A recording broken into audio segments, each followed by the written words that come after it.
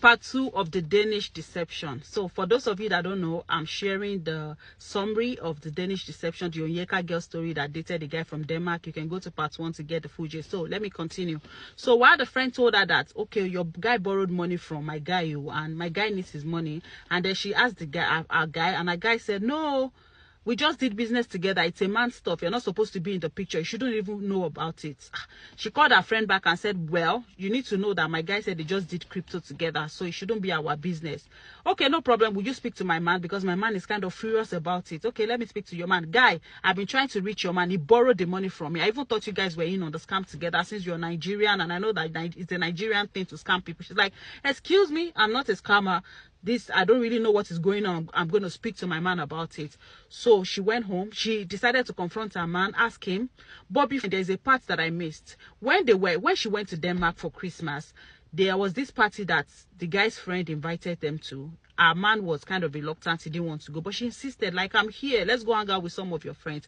When they got to that party, she met his friend that she met them together on the first day. You know that friend that was together with him at Croatia the first day they met? She met that guy. She was like, oh, hi, what's up? How you doing? Oh, wow, you guys started to take the relationship serious. That's good, despite his gambling problem. She's like, excuse you, gambling problem? What are you talking about? Yeah, he's got a gambling problem. I'm sorry, I didn't know he did not tell you. You know, I don't mean to like tell you all of that. So she asked him, so you have gambling issues? He was like, don't listen to him. That was years ago. You know, it wasn't as if it was something serious. That was years ago, and I've grown past it. I've gotten all the help that I needed. So let's bring it back to now. After our friend now told her that he borrowed money from, you know, a partner, then she started to put the pieces together like, oh, that means this guy still have the gambling issues. I need to get help for him. She didn't leave him. That's her man. That's her husband. Like, why should I throw my man away just because he has some issues? Let me get him the help that he needs. So she started to call like programs that he could start attending. She started going to meetings with him. She started doing payments plan. Doing payments plan to pay all the debts that he had. Sorry. And, you know, this guy kept saying that he had properties that he wanted to sell, that he could use to sell, to do all of the payments plan, that he could use to pay back all the debts and everything. With all of this, she was spending money. He was still collecting money from her, saying, don't worry, the IRS whole thing is going to come back through.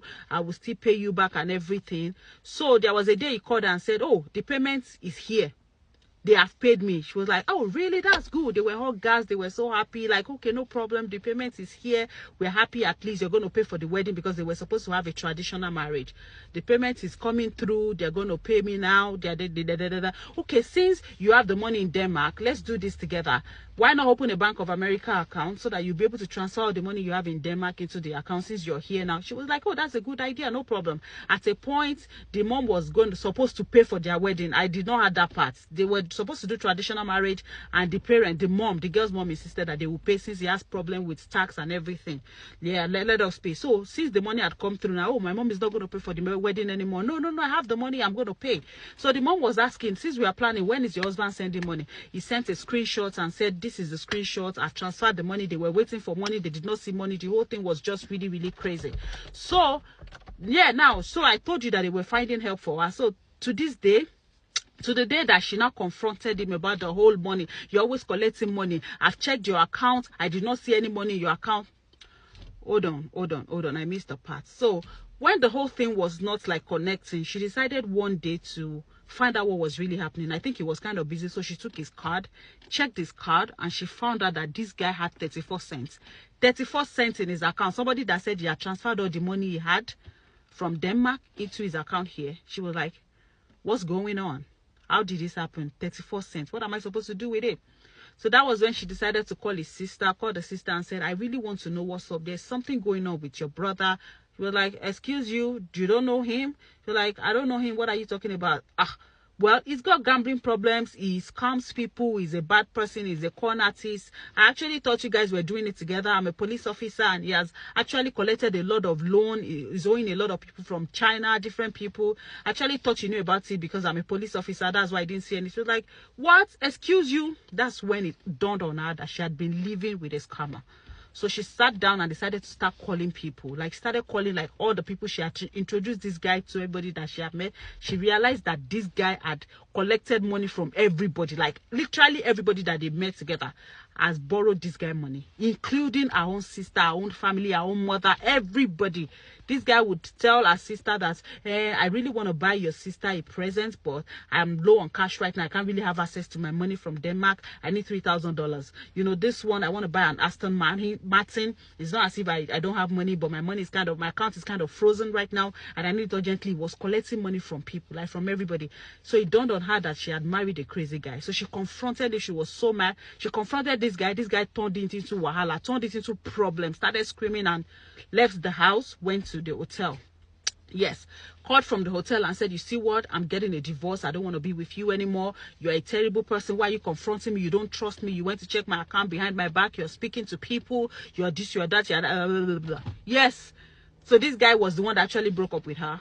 And she was begging him to come back. Like, I'm sorry, you know. She was heartbroken. She didn't want to tell people that they were no longer together. She was begging the guy. But the guy insisted that he doesn't want to do anymore. He doesn't want to be with her anymore. He's going back to Denmark. He's going back to Denmark. The whole story is just kind of, you know, I said this, I don't want you to be too full. She even said at a point they were going for a vacation somewhere one day when the guy to Panama. They were inside the plane. The guy's phone rang and the sister said Daddy is dead. She said the guy did not even think about it. He did not even make a big deal out of it. They went to Denmark. They did the funeral. She said it wasn't really giving royalty. That it was later that she asked the sister that started royalty care. We are not from any royal. We are just a normal Denmark family. What are you talking about? What do you mean royalty? We are not anything. No. She said it was later. She had to go and unmute or be unblock all of the people that he has that to block when they just started dating, because there was a time when they just started the relationship that she would post him and some girls were stalking her. So she told him about it and he said those are bad people, block them. So she actually unblocked them, and then she found out that most of the people that she had blocked were people that guy had scammed before. They wanted to reach out to her, but you know, she was in love. Like somebody that was in love, that trusted that man. She did not have any reason to like doubt him when he said she should block all of them. So she found out that this guy now really a bonge scammer. So that's it. Let me just leave it here. The whole story is just somehow she shared it, and you know, now I think that the problem with the whole gist is the guy has somebody else that is seen now after leaving her, maybe another new girl, and she's saying that she's a 10 over 10. That girl looks like this, looks like that. I think the whole reason she's sharing all of this story is because that guy has left her for somebody else. Because with the way she was smiling and everything, I can see that she has not gotten over him. She says she's trying to educate us, to let everybody know, so that another girl will not fall into that scam. Thank you, Auntie Onyeka, for sharing from your beautiful nugget of knowledge. Though I said this video is not going to be judgmental, I'm just going to narrate it, but it's difficult. I have a lot, my body is itching me, I have a lot to say, but maybe later. So that's just it. 26 parts summarized into 2 parts. I hope you guys enjoyed it. See y'all later. Bye.